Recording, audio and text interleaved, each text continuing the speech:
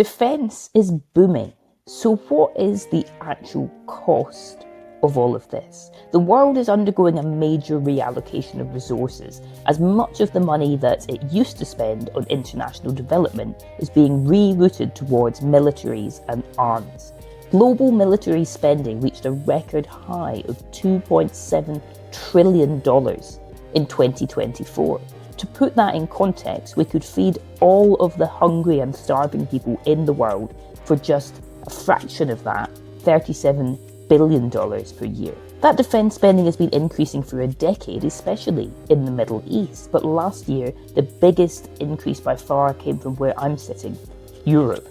In the US, defence spending has surged to an unprecedented $1 trillion, even as US aid has been gutted. This surge is thanks to all three of the big guys you know and love, Putin, Trump and Xi.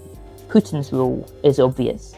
While Trump has insisted NATO countries should pledge 5% of GDP to defence in the coming years.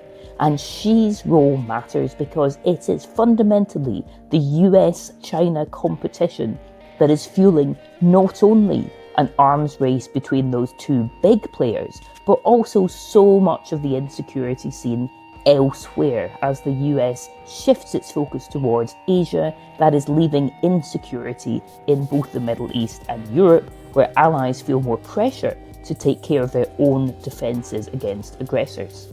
The single best thing we could do would be to cool those US-China tensions and start a process of US-China arms control negotiations like we saw between the US and the Soviet Union after the Cuban Missile Crisis. In the meantime, there is an urgent need to find new sources of finance for development since governments are slashing it. Without this, we're not going to have much in the way of global growth, and if the world's population continues to grow while the economies do not, that is a recipe for yet more discontent and disorder.